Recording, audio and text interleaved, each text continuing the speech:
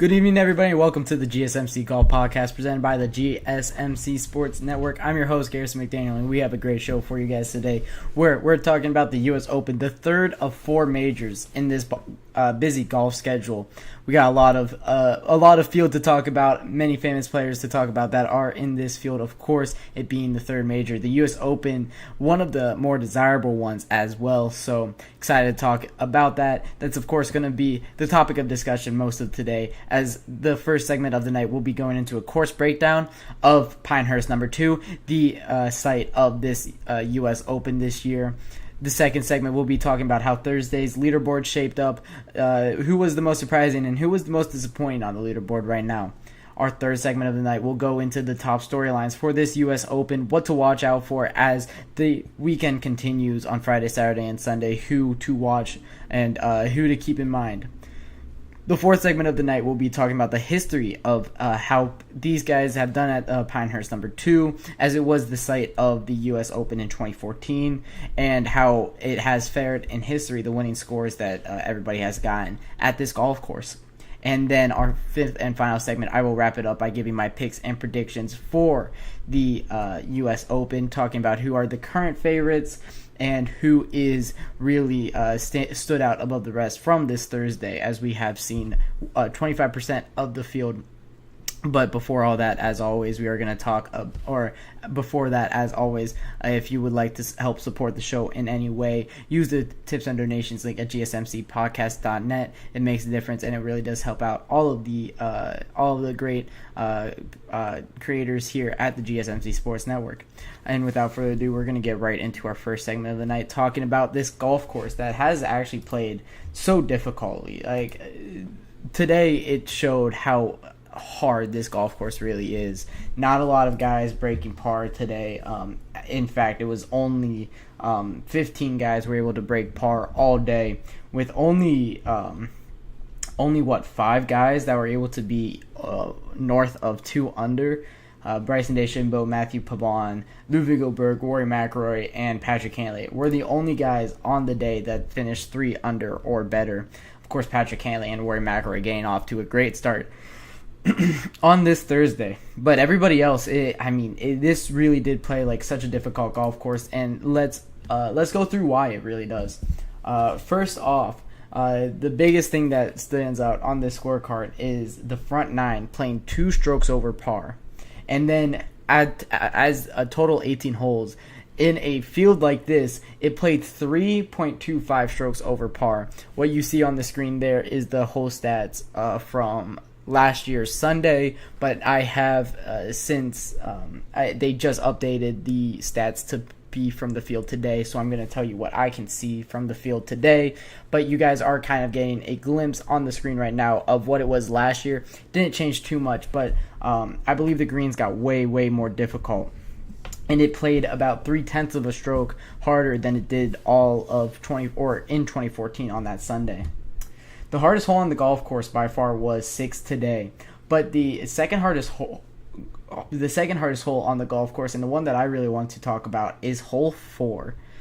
Hole 4 and hole 5 are basically playing the same at par, hole 5 being the easiest, and that is the par 5, 582, but hole 4 is a 528 par 4.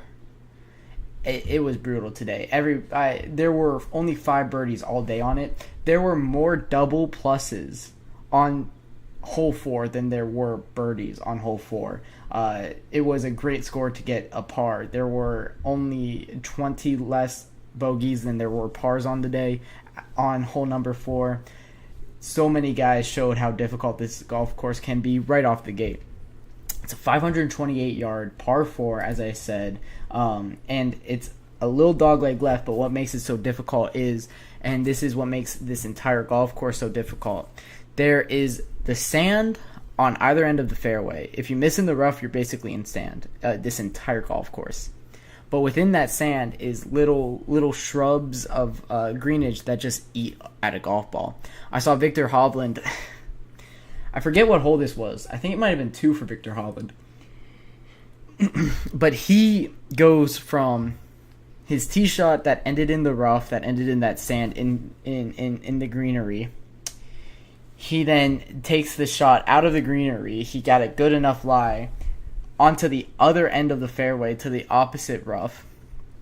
And he was just going to lay up. The plan was to lay up in the fairway, but you can't control where that ball goes when you get into these spots. He ends up in the other side of the rough, and then he ends up having to take a drop, having to take a penalty stroke because he was just inside of that green and he couldn't even see his ball from inside of the greenery.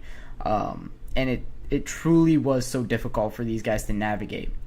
So that's even before you get to the green. And I haven't even talked about the hardest part of this golf course and why there are only 2 entire holes on this golf course that play under par. Yes, there are 2 holes on this whole course that are playing under par for these pros. And it was 5 that had a lot of eagles, almost as many eagles today on 5 as there were bogeys. Only 13 bogeys on 5. And then it was also the par 5 10th. That is a 619-yard par 5. I can't even imagine what I would do if I saw a 619-yard par 5 if I was golfing. There's a reason I'm not a professional golfer, and that's pretty much the exact reason. It would take me about 7 strokes to get to the green on that if I hit it well. I mean, 619-yard par 5 is absolutely insane. This is one of the longest courses on the PGA Tour schedule, par adjusted. It is a par 70 that's playing 7,569 yards. All of the par 3s are so difficult. A 213 par 3, a 206 par 3, a 186 par 3, and a 230 par 3. Only one par 3 plays under 200 yards, and it is the par 3 ninth that played over par and got more bogeys than birdies today. That was a very difficult hole. Hole 8 was another very, very difficult hole. Hole 8 was... It's a straightaway that this is what makes hole 8 so difficult. It is the green that has probably the least amount of surface area that you can safely hit the ball. On a lot of these holes, you saw it today that if you hit the green, you're not safe because they're so sloped on the edges that almost all of these greens are basically a plateau with dive where it dives off on all ends of it. So if you miss, but you're still on the green, if you miss the dead middle of the green, you're off of it. And it made it so difficult. It made it so much fun to watch. And for everybody that was really coming at Valhalla for the high scores that it came out with, they're going to love this golf course, let me tell you. It was such a difficult one today. Yeah, so 6, 8 was another one to look out for. Of course, the par 3 6th was the most difficult hole on the golf course. There were 7 double pluses on this hole. I saw Colin Morikawa with a 5 on this hole. I think Phil Mickelson took a 5 on this hole. There were so many guys that took a bogey on this hole. There were 83 pars and 63 bogeys on this one. Playing half of a stroke over par is insane. This was probably the most diabolical green that we saw all day. It was just absolutely volatile. Just all the greens on this course. Colin Morikawa, I think there was 2 different holes that I saw him play ping pong basically, and I saw this with so many guys today, just playing ping pong back and forth on the green, and then you end up off of it when you hit a good chip shot that you think should stay. Hideki Matsuyama was having a hard time scrambling today. That should tell you something. He is the PGA Tour leader in scrambling percentage on the year, and he was even having a hard time getting up and down on all of these holes. So what you need to do on this golf course is hit greens in regulation, but you need to hit the middle of the green. And Ludwig Berg did that so well today.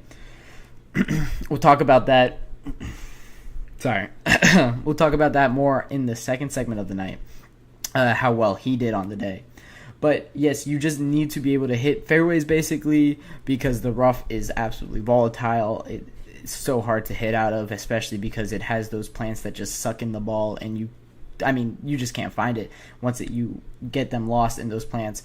And then also it is the greens and the just playing around the greens. This sand is actually probably the easiest sand I've ever seen to be able to hit out of. The ball's coming out very fine with the sand, but it's just it's not miscalculations from the pros, but they're just, the holes are so difficult to judge that you just end up misjudging because it is so difficult for these guys that I mean, they're looking at a green that's just falling back. And I saw a bunch of clips leading up to the U.S. Open of guys trying so many different things. I saw Colin Morikawa having a fairway wood right outside of the bunker, right outside of the green from the fringe, seeing how that would work. I know Tiger Woods tried everything from a 4-iron all the way up to a 60-degree wedge to see what would work around the greens. A bunch of guys using very unconventional approaches at this golf course, and it makes for great television. Let me tell you, this was one of the more fun Thursdays that I've watched in recent memory, because you have there were, during the morning wave, there was Patrick Cantlay doing so great, and then they kept taking back to Neil Shipley, and he was like birdie bogey, birdie bogey, birdie bogey, just going up and down. And then you also have like Justin Thomas that they kept going back to, and every time it seems like they went back to him, he had a double bogey or a bogey on his scorecard. And then Phil Mickelson did awful, and Kurt Kitayama did awful. And it's like, these are great golfers. These are guys that are perennial mainstays of the PGA Tour, and they're not having fun.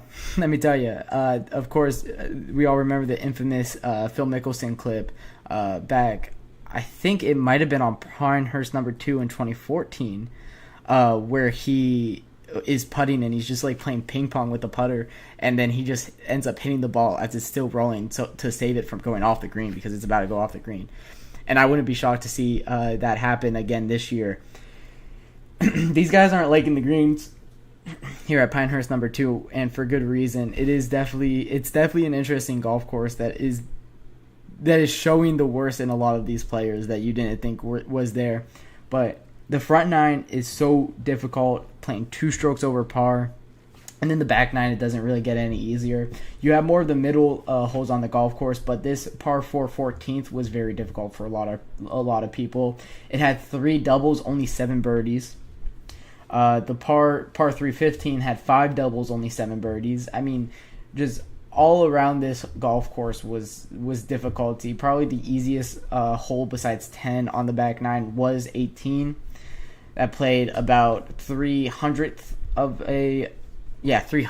a stroke over par. So basically even par. Sorry. Basically even par on the day here. On 4, basically even par for 13. But for a bunch of these holes, it played so difficult. And this is what these guys, what these guys don't like to see, but what us as viewers and what everybody was kind of clamoring for after Valhalla, which, I'd be shocked to see Valhalla be a major golf course ever again. This is what a major golf course looks like. Very difficult greens that are fast, that play above par. The entire golf course has red on the hole sheet, as you're seeing on your screen right now. So we'll see how it plays for the next couple of days. I would absolutely be shocked to see anybody stretch this lead even more. Rory McIlroy had a great day, and we're going to talk about that in the next segment, but it's definitely a difficult golf course where anybody can go in the green at any point. So that will take us into our first break of the night. We just got done talking about the golf course at Pinehurst number 2. When I come back from my break, we will be talking about the leaderboard from Thursday and who really separated themselves from the pack. I feel like I'm losing my mind. Is everybody in the world blind? Please, Lord, give me a sign, a sign. I feel like I'm losing my mind. Is everybody in the world blind? Please, Lord, give me a sign, a sign. I wanna be the greatest. Everybody on the fake shit. I look around and feel like everybody is the fakest. I make this every day and I'm impatient, hoping one day I blow up from the basement. Statement, the top is so vacant. I don't hear shit that I think is amazing. Waiting for my day when I'm playing sold out shows for 1,000 faces. Hey, give me that crown, get in my way and to be put down. It ain't your place, all this my town. If I want that shit, then I'll get it right now. I'm losing it, the noose it fits. I'm losing shit, a stupid myth. You choose to live or choose to dip. You choose to fight or lose your grip and lose a gift. I feel like I'm losing my mind.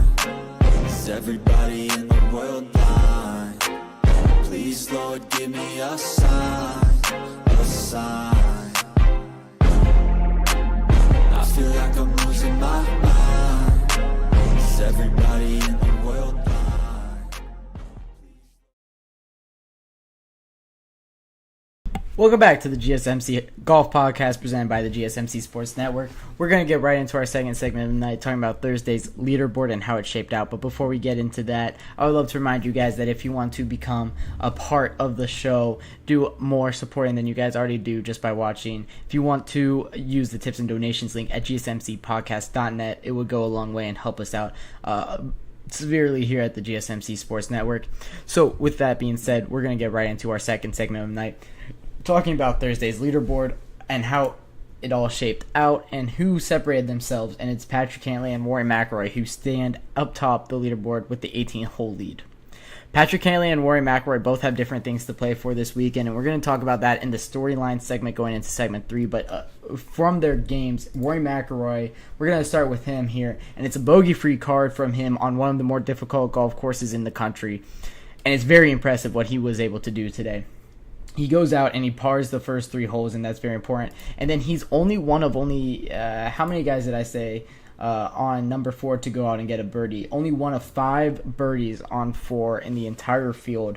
Very impressive what he was able to do on the par 4, 528. Really let the driver go with this one, and was able to put himself into a great spot to get birdie on a hole that really plays like a par 5. So very impressive what he was able to do. And then on the actual par 5 fifth, he goes out and gets a birdie on the easiest hole on the golf course. That is the one hole to take a look at for all of these guys going into the weekend here and going into Saturday, Sunday. They need to be able to take advantage of the par 5 fifth. If they can't do it on the par 5 fifth, they're going to end up in the green on the scorecard. They need to get a birdie here. This is the biggest opportunity to get a birdie. This is only one of 2 entire holes on the golf course that play under par. And speaking of that, going on with Rory McIlroy's scorecard, he was also able to birdie the 10th, which is the second easiest hole and the only other hole on the golf course that plays under par. So for him, first off, I want to talk about how ridiculous these pros are. A 619-yard hole is the second easiest hole on a golf course. What are we doing here? The distance that these guys are driving these balls, and then the second shots that they're hitting with the fairway woods it's insane. These guys are, every year they get better and better, and every year it gets more and more impressive, and it's really impressive what they've been able to do. Rory McIlroy especially. Of course, he is the world golf number 3 going into this tournament, so he is expected to do well. But I didn't expect him to do this well on day 1. Of course, he also had 2 more birdies on this card, 16, which is the 9th easiest hole, and 18th, which is the 15th easiest hole on this golf course. Taking advantage of the easy holes, but he also birdied 4 and he birdied 16, which are 2 of the more harder holes on the entire golf course. So very impressive what Rory McIlroy was able to do today. Of course, he is also tied with Patrick Cantlay, who met him at 5 under on the day. Patrick Cantlay, this is the first time he has ever held a lead or tied for a lead in a major in his entire career. The guys on Peacock said that in the post coverage, I believe, which is very impressive. Patrick Cantlay being a mainstay in professional golf for the better part of a decade here. So what he was able to do today on the back 9 was very impressive. Rory McIlroy did it all over the card. Patrick Cantlay on the back 9. Of course, Patrick Cantlay was in the morning window of golfers today, and he started on the back 9. So it was the 11th hole that he birdied first to open his day, and then he bogeyed the 15th to go to even par. 18th he got a birdie. 1 he ended up birdieing. 5 birdieing, which is you need to. 6th, which is the hardest hole on this golf course, the hole that we talked about playing half of a stroke over par. Only 3 birdies on the entire day, and Patrick Cantlay holds one of the birdies on the day. So impressive work out of Patrick Cantlay on the par 3 6th. And then the par 4 8th, he gets a 3 on as well to finish with 6 circles on his card and 1 square for the bogey. Patrick Cantlay puts himself in a great position now going into the rest of this week. Of course, getting 5 under for a golf course like this, especially coming off the backs of last week when he had a very disappointing performance. I actually had him on Tuesday, if you can recall. I did my superlatives from the Memorial Tournament, and I had him the most disappointing golfer because I had very high expectations for Patrick Cantlay. And he went out and missed the cut, 7 over, had a very bad Friday. But on the backs of that, goes 5 under on a very, very difficult golf course. Very impressive what he was able to do today, and he is playing for something very important, and we'll talk about that in the third segment. Ludwig Oberg, another guy that very, very impressed me today. He was 14 for 13 on fairways and regulations, hitting every single fairway that he could, that weren't, of course, all of the fairways that aren't par 3s. And he was 16 for 18 on greens and regulation today. Ball striking wise, did the best in the field today. Very impressive what he was able to do with the driver and the irons going into the greens too. I say it a lot that this guy has the most potential of any golfer I've ever watched. He has the prettiest golf swing I've ever seen. It kind of goes against what Scottie Scheffler does with his kind of feet shuffle that he does with his swing. Ludwig Oberg has if you want to model your swing out of any tour pro, Ludwig Oberg has probably the prettiest one, and I would recommend doing it with his. But for Ludwig Oberg, 11 and 12 were birdies for him. He bogeys 14, then birdies 18 to finish 2 under on the back nine, which he played first, and then goes birdie, birdie, bogey, birdie for six birdies on this card, 2 bogeys, ends up at a 4 under on the day, puts himself in good position. That's a big storyline I would love to look after throughout the weekend is Ludwig Oberg. Of course, we're going to talk about that again in the next segment. And then another guy that finished very well today, 3 under for Bryson DeChambeau, the runner-up in the PGA Championship. Bryson DeChambeau has played some very great golf as of late. Didn't have the best performance at Live Golf Houston. However, he comes into this tournament clearly ready to fire. 3 under on the day, only bogeying 7, which is a very difficult hole on this golf course. Played very well on the ones that went on the golf holes that went far. Got a birdie, of course, on the par 5 fifth. He could have gotten an eagle out there on that. I believe he had an eagle putt that he missed. So it could have been a better card than it was. But for Bryson DeChambeau, puts himself right in contention. Anybody really, honestly, anybody that is from 2 over, maybe even 3 over on, can win this golf tournament still, I believe. I think the cut will be around 4 or 5 over for tomorrow. So we'll see who doesn't make the cut. That will be very interesting, very fun thing to watch out for next week. But some guys that I want to highlight on the opposite end of the scorecard. Phil Mickelson, 9 over. His best days in golf are definitely behind him, getting 9 bogeys on this card and 9 pars. Not a pretty card from Phil Mickelson. Another guy that doesn't have a pretty card is Victor Hovland, who just is not playing good golf. I was fooled from that performance at the PGA Championship. He hasn't. He's just not back to. He's not back to his 2023 form, and I really want him to be, because he is definitely one of the more fun golfers to root for. He's definitely one of my favorite golfers on tour, but he starts his day with a double bogey on 11. That was the one that I was talking about that went from rough to layup to green to 2-putt, and it just wasn't pretty. And that really set the tone for his entire round, where he goes double bogey, bogey, double bogey, bogey. He's already at 6 over. He gets two birdies to put himself back into the cut line a little bit, and then bogeys 3 of the final holes and finishes 8 over on the day. And it's not a pretty scorecard for Victor Hovland. He's gonna need to go back to the shop and work on some things. I don't know where he's at with his coach, what they're doing together, but I know Victor Hovland has it in him to win a major, but it just isn't looking like this year is the year. Maybe this one is a write-off for Victor Hovland. Justin Thomas, another guy that just didn't play good golf today. He has 9 bogeys on this card and 2 birdies, finishing 7 over. Not playing well on the par 5s, not playing well on the par 3s, not playing well on the par 4s. Justin Thomas just hasn't found his game yet this year, has been pretty far away from the top of the leaderboards as of late.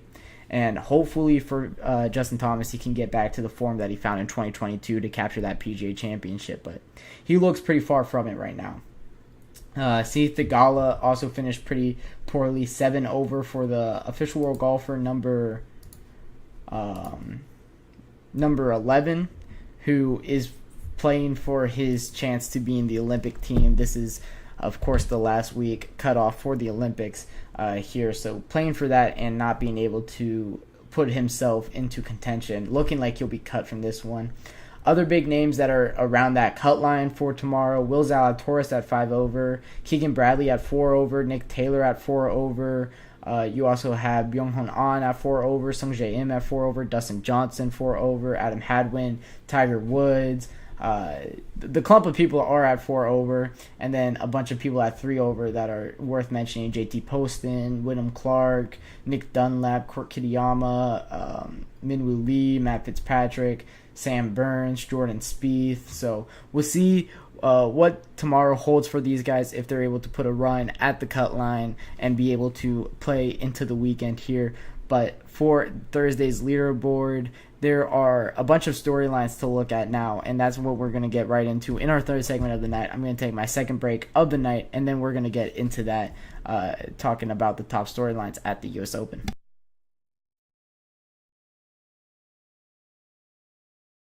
Looking for your daily fix of sports talk without having to pay for it? GSMC Sports Network is available on YouTube.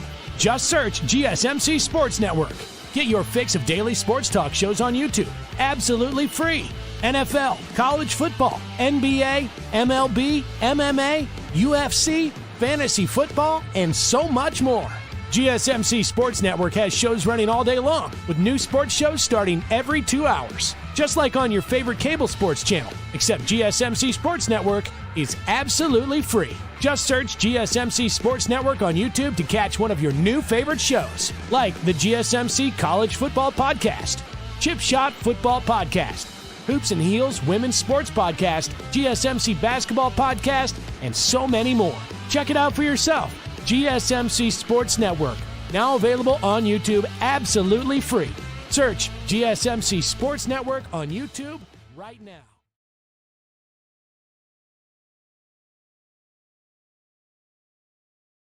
Welcome back to the GSMC Golf Podcast, presented by the GSMC Sports Network. We're going to get right into our third segment of the night, the top storylines at the U.S. Open. Of course, we just finished up our talk of the Thursday's leaderboard, how everybody's shaped out, and who is really putting themselves in contention for the U.S. Open, the third major of the year. Now we're talking about top storylines at the U.S. Open, and this is the biggest storyline I want to talk about here, is the Olympic qualifications. As everybody knows, the Paris Olympics are right around the corner here, and this actually is the final event for the qualifications into the Olympics. And how they do it is the top 4 official world golf ranking, or the official world golfers by country, will make it into the Olympics, is my understanding for it.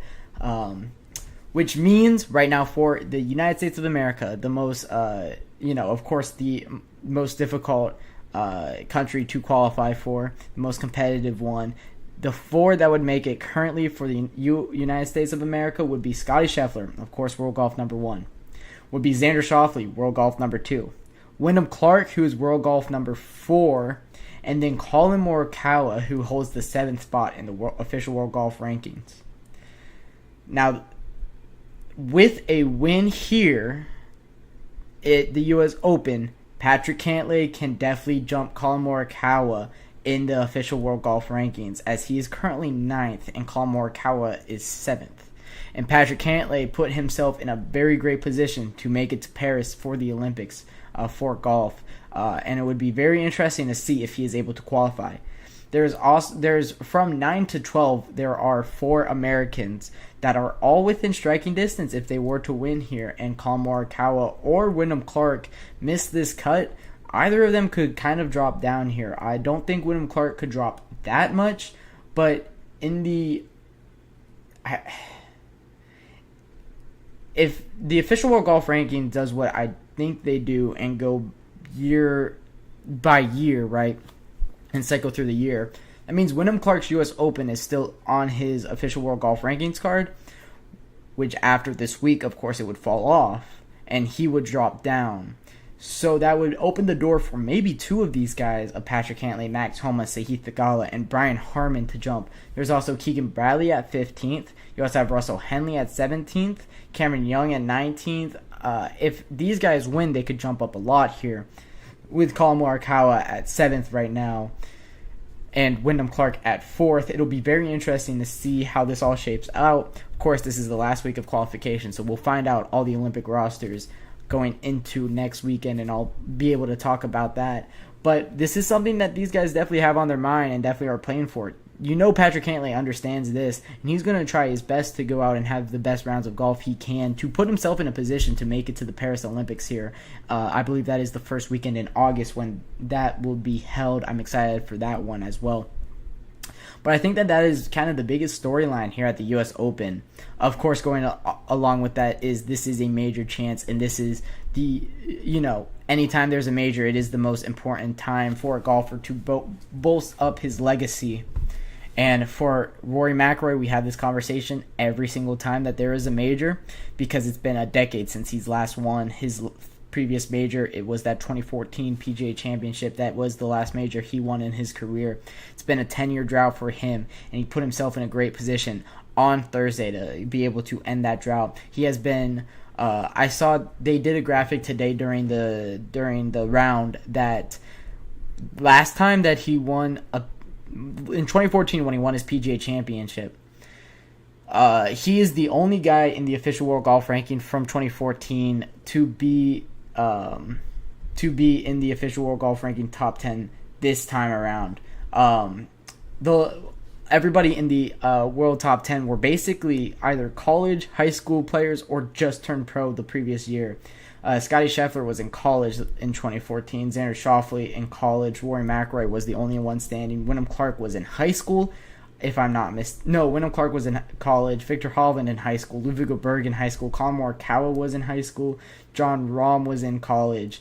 Patrick Cantlay was the only one that was professional at the time, but he was also injured, so he wasn't in the official world golf top 10. And Max Homa, I believe, was in college at the time. So for Rory McIlroy, it is a testament to his longevity and how he has been kind of at the top of the game for a very long time. But once again, he has not won a major since that 2014 season. So it's about time for him. He put himself in a great position to be able to win it. We'll see what he does in the remainder of this weekend. It is a long 4 days of golf, or 3 days now, golf ahead of him. You do need to play way conservative now because honestly, 7 under I think might be good enough this weekend for the lead. I expect these guys to have a couple days in the green here that play over par. So we'll see how that plays out, and we'll see if they are able to mitigate the damage when they do have to and able to kind of capitalize. The par 70 U.S. Open Pinehurst number 2 makes it so difficult for these guys to get scoring here. And when it's a very long par 70 at that, makes it even more difficult. So for these guys, it'll be interesting to see how they're able to navigate the days that are a little bit worse conditions than it was today. Today it was very humid out, but it wasn't too windy. I believe it was about 10 miles per hour gusts that we saw today. That was kind of the height of the wind. So it'll be interesting to see going into the weekend how those conditions kind of, alter the play throughout the week. But another top storyline from this is going to be Scotty Scheffler, of course. This guy has won 5 events this entire season. There has not been one time in history. Yes, there has never been a time in history that somebody has won 5 events leading up into a U.S. Open. What he's done this season is absolutely set records, and he is doing stuff that we haven't seen since Tiger Woods and Jack Nicklaus. What Scotty Scheffler does on a week in and week out basis is so consistent. He leads the field in 50 different official tour stats. 50. And those stats range all the way from official money to FedEx Cup points to greens in regulation to ball striking ability to birdies per average to bogeys per card, and I mean everything. He's just at the top of his game. So of course he comes into this weekend being the favorite. He's plus 300 going into Thursday. Now he is still second in the betting odds. He finished today at 1 over. Let me make sure I get that right. He did finish today 1 over, having 3 bogeys and 2 birdies on his card. But he is still second in the betting odds right now at plus 600. And hey, that might not be a bad bet to make. We'll talk about my picks and predictions going into segment 5.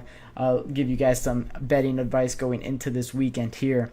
Before Scotty Scheffler being at plus 600, number 2 on betting odds, and 6 back of the lead right now. I mean, it's a testament to how fantastic his game is at this point. And especially because Rory McIlroy is the one at 5 under. It makes sense if it was just Patrick Cantlay, who, first off, is official World Golf top 10 either way.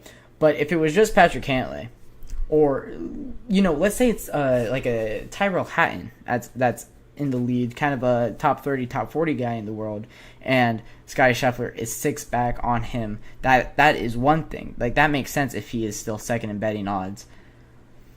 But for it to be Rory McIlroy, the official World Golf number 3, a mainstay of professional golf and has been a leader on the tour for many, many years, for him to be the one in the lead and for him to still have plus 600 odds, Scotty Scheffler is truly special, and he is having a very special year, and that's just a testament to it. So going into the rest of the weekend, Scotty Scheffler is the biggest name to look out for because he definitely can. Another very big storyline for this U.S. Open is Ludwig Berg, who I talk about having the most perfect golf swing and the guy with the most potential on tour right now. He is 24 years old, if I'm not mistaken. Let me make sure I get this right here. But he's a very young golfer. He is 24 years old, born in 1999. So for Ludwig Berg, if he is able to win a major this year, and this is his 3rd time asking to win a major, that will set him up for a very, very special career. I truly believe he has so much potential and so much ahead of him. He still is making a little bit of rookie mistakes, but that's completely understandable. He was the runner-up at the Masters, and I mean, this kid coming out of the gate has been one of the best golfers on tour, and you can really see why a lot of guys are impressed by what he does. Ludwig Berg can definitely make some noise here at the U.S. Open, and if he were to win the U.S. Open this year, that's scary for the golf world going into the future. He can set himself up to be one of the best golfers of all time, truly, if he were to win a U.S. Open the very first time he is on, he has a chance to do so. So, for Ludwig Berg, watching him this weekend will be something special. He's already at 4 under, tied for 3rd right now, only 1 back of the leaders. So we'll see if he is able to keep this going throughout the weekend. Of course, Xander Schauffele and Scotty Scheffler going for their 2nd major of this year is something else to look out for. Xander Schauffele finishing even to par, and Scotty Scheffler finishing 1 over, 5 and 6 back of the lead, respectively, for those guys. So we'll see what they're able to do going forward into the rest of this weekend. And those are the top storylines at the U.S. Open. We're going to take our third break of the night, and when I come back, I will be talking about the history of Pinehurst number 2, who has historically played well there, and what that can kind of tell us about this year's field.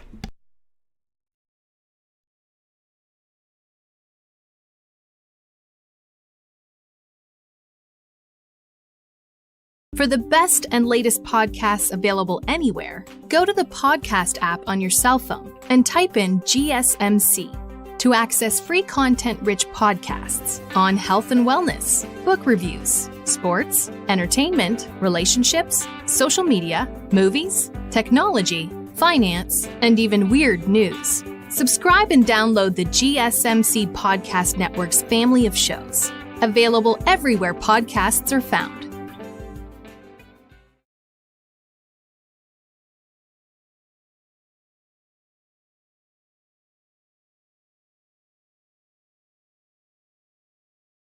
Welcome back to the GSMC Golf Podcast presented by the GSMC Sports Network. We're moving on to our 4th segment of the night, talking about the history of Pinehurst number 2.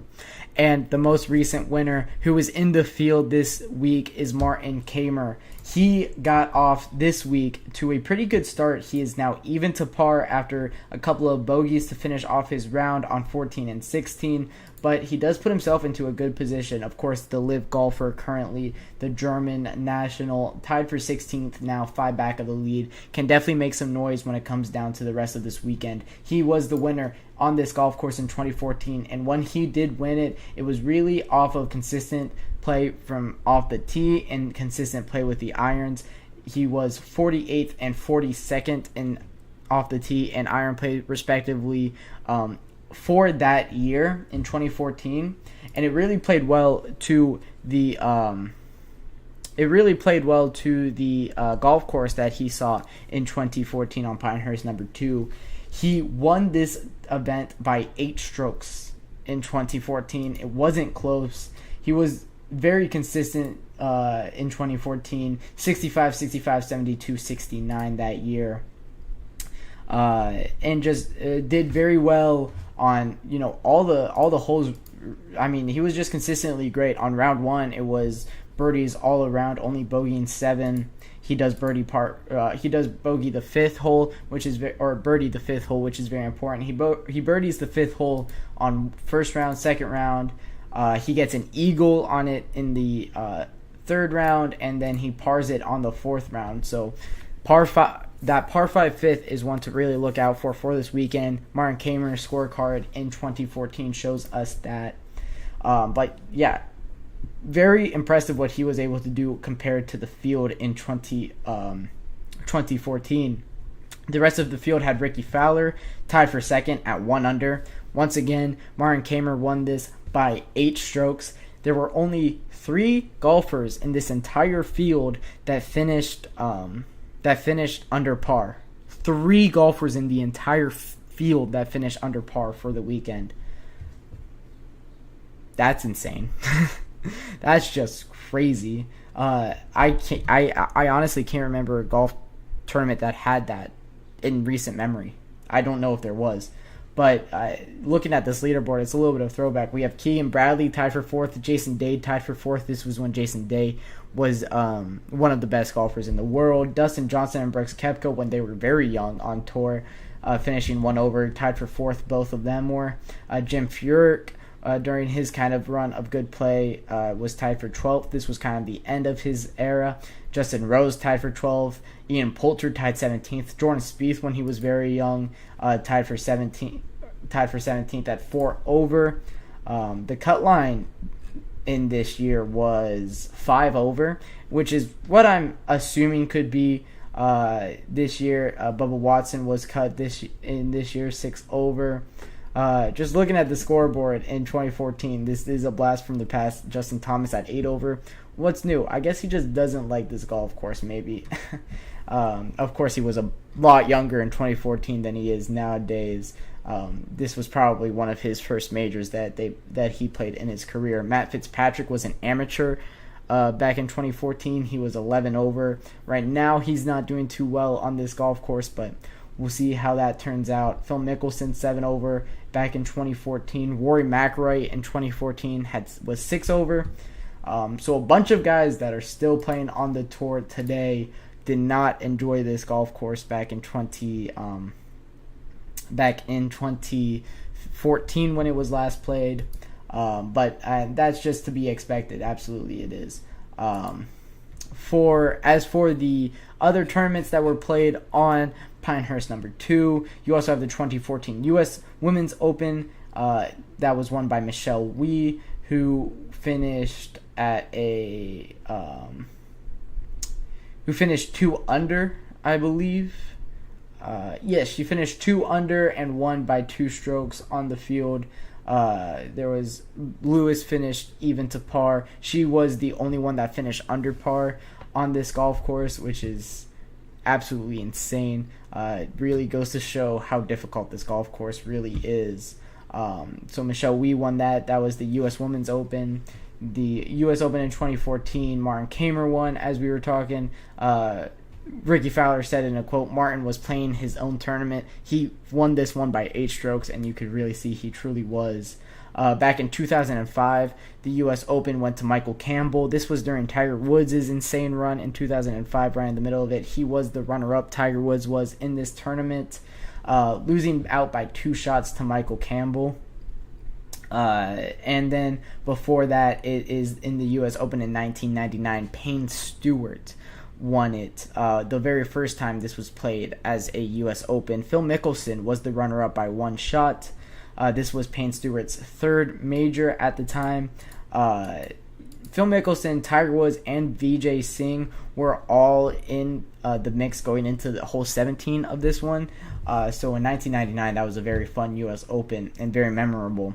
This golf course wasn't played on the PGA Tour for 48 years before this. The Ryder Cup in 1951 was the second time this golf course got played. The United States won by 7 in this one. It was 9-2 in match play. So this was, of course, when you had Ben Hogan, Sam Snead, Lloyd Mangrum, when U.S. was just a step above the world in golf. And then in 1936, it was used as the PGA Championship site. This was won by Denny Shute, who I have no clue who he is. 1936 golf is a blind spot in my brain, and I'm okay with that, if I'm going to be honest with you guys. So what this tells us is, at least when I'm looking at Martin Kamer and the other guys that played very well in 2014, of course I'm looking at a Jason Day, a Ricky Fowler, a Keegan Bradley. What Martin Kamer has always been good at is off the tee and iron shots. What Ricky Fowler is really good at, off the tee and iron shots. What Jason Day is really good at is iron shots around the green shots. So, really, this golf course favors Rory McIlroy, if I'm going to be honest with you. If I had to say one person that, looking at history, it has a severe advantage when we're looking at this golf course, it's Rory McIlroy, who has a top. I mean, he has. We consider him one of the best drivers in all of golf. I might say that he is the best driver of the ball in golf. Very accurate with the driver and goes further than most in golf. He also plays amazing around the green, and in his press conference, and he really made an effort to make sure that we knew that he is good around the green. That part of his game does get lost when you're thinking about his play, but it's understandable for him to want to kind of remind us that, hey, I am still really good in this aspect of golf. You guys just haven't seen it in a little while. I can play with my wedges very well, and I'm a great putter of the ball as well. So for Rory McIlroy, this course does favor him a lot. This could also favor a guy like Patrick Cantlay, the slow play of him, very methodical player, very understanding of where he needs to hit the ball, and does very well with accuracy. Of course, he's the world golf number 9 for a reason. He could definitely do really well this tournament. Maybe this is a golf course that doesn't favor Scottie Scheffler, if I were to give one guy that it doesn't favor, because you need to be, first off, very accurate, which Scottie Scheffler is very accurate going into the green. But you also have to be amazing around the green, and this is the area of Scottie Scheffler's that is a little lacking compared to the rest. We talk about it with his putter. If there is one element of his game that he needs to work on the most, and it is scrambling and it is putting, he is still a very great putter and very, very great scrambler. However, he isn't that world class that you kind of need to win. You need to be to win on a golf course like Pinehurst number 2, which is a very difficult one around the greens. So the leaderboard really shows us that that does play true. You do need to be a great striker of the ball, but it is very important to just understand how golf needs to be played around greens that are this tough and need to be this consistent around these greens. So that will wrap it up talking about the history of Pinehurst number 2 and what it tells us for this U.S. Open. Next, I'm going to give you guys my picks and predictions based on all of the information I have given you in this GSMC Golf podcast when I come back from my 4th break and final break of the night.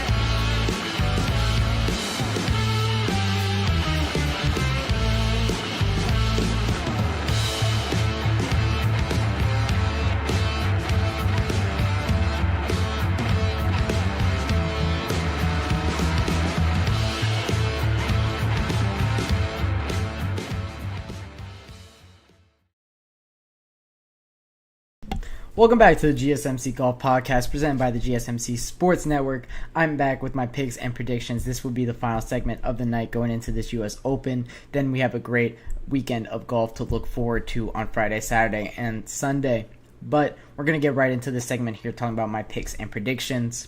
My favorite pick before this week or before this today was Rory McIlroy, winner. I believe he was at a plus 650 on most books to win. Unfortunately, now he's down to a plus 240, and I don't like that line as much. Of course, it does make sense. The official world golf number 3 being 6 and 5 strokes back of 2 and 3 respectively, and only tied with Patrick Cantlay for the lead. Makes sense where his line's at. He is definitely the odds-on favorite for good reason. Played so well on this Thursday. But going into the rest of the week, I don't like Rory McIlroy to win at plus 240 because I still am a little cautious about betting him because of his what's the right word here? His inability to maintain good scores throughout an entire weekend.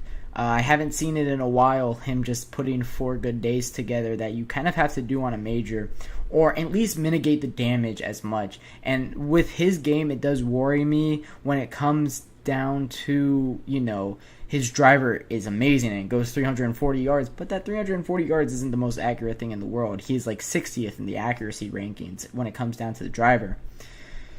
So for him, I don't know if I would bet him to win at plus 240. I did love him at plus 650 because I do think that this golf course does favor his strength a lot, and if he can put 4 days together, he will win by a lot here and end his drought. But I don't like 240. Another guy I really don't like is Scottie Scheffler at plus 600 to win. I don't think this golf course favors him too much. But a guy that I love right now is Ludwig Åberg at plus 700. I think those are really great odds for a guy that I think is amazing at golf. This might be his first U.S. Open he's ever played in, but it doesn't matter because he is just that talented. And when that talent is working very hard, and you can clearly see that it is, it's something pretty. And he was 4 under on the day, and I think he's a very consistent player when he's playing well. And I think that we're going to see him, contend for majors for many years. We talked about him in that third segment, how much I like him going forward. But for this one, why not be the first major that he wins in his career, being 24 years young? Very great opportunity for him here. And he could capitalize on that. And we could capitalize on it, getting a little bit of money at plus 700. I really like those odds there. You also have Patrick Cantlay, who is tied for the lead with Rory McIlroy at 850. That could be a good line there. Some top 5s that I really like. Of course, I always love Brooks Koepka in a major championship to contend for a win here. At plus 360, I think could be really good. Brooks Koepka can go out and win the day on any single day, and that could really propel him into the top 5. So I really like a plus 360 top 5 for Brooks Koepka. He's plus 2200 to win. I don't think those odds are as good right now. Some other guys that are a little bit down the board that I kind of like, Jordan Spieth can definitely turn it around here, but I have been fading Jordan Spieth as of late, and I think I'm going to continue to do so. But a guy I really like, Wyndham Clark, who just is the reigning U.S. Open winner. He is not doing so hot this year, taking a step back in his game, but right now plus 1100 to be in the top 10. That's not too bad of a bet there. If you guys do want to go for it, I would not mind something like that. I think that is my most down the board I'm willing to go here. Matthew Pabon, who is at 3 under right now, tied with Bryson DeChambeau, is plus 8,000 to win, 1,000 to be in the top 5, and plus 360 for a top 10. Any of those might be a good bet if you want to send about like a tenth of a unit on the win or half of a unit on the top 10 or top 5. That wouldn't be too bad. Of course, bet sizing matters here, and playing a little smaller bet when you are getting plus 8,000 for a guy that currently is 2 back of the lead. Played some very good golf today. For Matthew Pavon, it was looking at his scorecard. Of course, he's tied for 4th with Bryson DeChambeau. It was an eagle on 5, birdie on 8, eagle on 10, and then he bogeyed 2 holes to finish it out. But for a while there, he was the leader, he eagles both par 5s on this golf course. So a guy that can really go out there and get it on a par 5. I really like him in a golf course like this. For Matthew Pavon, at plus 8,000 might not be too bad of a bet. If you bet, let's say your unit is $100, and if you bet $10, that gets you a return of $800. So you're up 8 units if you do something like that. Could be a good idea there for Matthew Pavon if you want to do a down bet like that. I do like that a lot. But as for the leaders, Bryson DeChambeau comes in with a little low of lines for my liking. Of course, his overall hype that he's gotten on the year gets him to a point like this, being plus 750 now to win when he is 2 strokes back. But as for the overall winner and who I do believe would win, setting lines aside, setting betting aside, who just I believe would win this weekend, I have been fighting internally between 2 guys. Those 2 guys have been Ludwig Oberg and Rory McIlroy are my 2 favorites right now to win this golf course, or to win this golf tournament. I still don't know who I'm going to decide between, Ludwig Oberg or Rory McIlroy. Here's the thing. On one hand, you have a guy that is amazing ball striker, very consistent in everything that he does, has a beautiful swing. And then on the other hand, you have a veteran who is very consistent and can drive the ball very well, and on his day is the best golfer in the world. He is one of the best around the greens players in the field as well. So I don't know who I want to favor in this golf course. When it's a very difficult golf course like this, and when it's a major like this, I think you got to side with the veteran. And I think this is the tournament that ends Rory McIlroy's 10-year drought to win a major championship. I think he gets his 5th major championship and puts himself right back in that best golfers of this era conversation with Brooks Koepka, with Jordan Spieth, with Dustin Johnson, with Scottie Scheffler. I think that he can definitely do it here, and I do believe in Rory McIlroy to end his drought. I wouldn't be shocked if it's Ludwig Oberg. I also want to give a little bit of shout outs to Martin Kamer, who finished even to par on the weekend. Finished even to par on this Thursday. The guy won by 8 strokes in 2014. We're not seeing the same level of consistent success here as we did in 2014, but definitely a guy that can go out and win this golf tournament if he returns to that form that he found in 2014. But I will give my official prediction. Rory McIlroy takes home the U.S. Open in 2024, takes back home his 5th major championship on the backs of a week that his name was in the news a lot. Of course, he got back together with his wife that he was in the midst of divorcing over this past month, really. I think it was the PGA Championship that news broke leading up to that. So he just likes breaking news during major championships. Of course, going from that PGA Championship to this U.S. Open, it's been a little bit of a saga for Rory McIlroy. But for a guy that can definitely win on a day, he finishes 5 under on this Thursday. We're just going to need to see consistent play out of this guy to go throughout the rest of the week. So I have Rory McIlroy winning the U.S. Open. But that'll wrap it up for this GSMC Golf Podcast, brought to you by presented by the GSMC Sports Network. Thank you all for your support throughout this week, and I hope you guys do enjoy this U.S. Open. That it seems to be like it's going to be a fun finish and fun weekend of golf here. Thank you guys for all of your support. If you do want to support us some more, you could always like the video, subscribe to the GSMC Sports Network or GSMC Podcast Network. If you would also like to follow us on TikTok, Twitter, Instagram, and Facebook, we also post content on all of those social media sites as well. Thank you once again for your support, and all of you guys have a fantastic evening, like always.